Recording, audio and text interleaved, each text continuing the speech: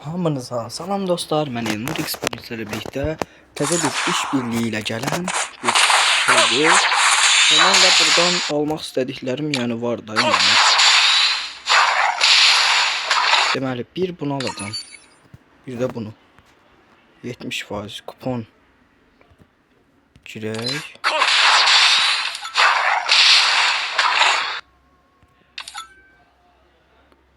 Kuponla 519 elmasa düşdü. Yani bir bu emoji, bir de bu sumka 519 elmas. Çok zor.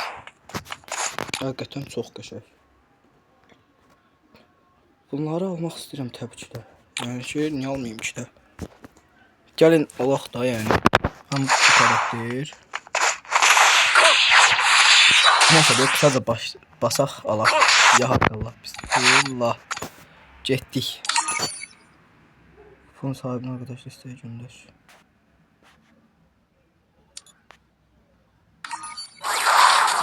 Oldu şakla.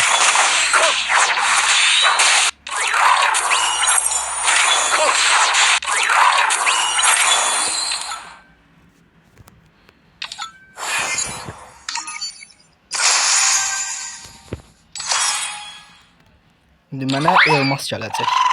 Yəni ki, hər dəfəsində mənim kuponumdan istifadə edənlərə elmas gələcək. Mən bilən qədərilə yəni.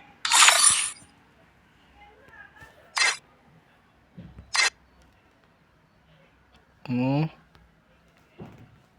buraya yapıştır.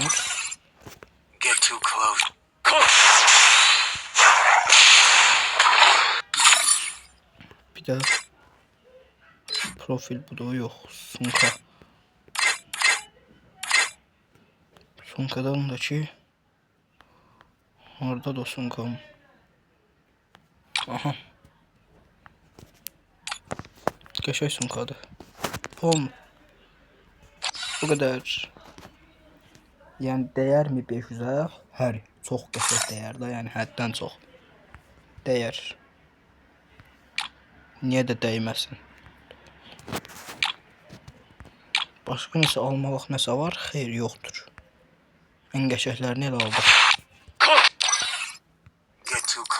Bəli, videom qısa oldu amma ki, yəni maraqlı oldu. Video like atmayı, olmağı yaddan çıxartmayın. Sağ olun. Görüşürüz.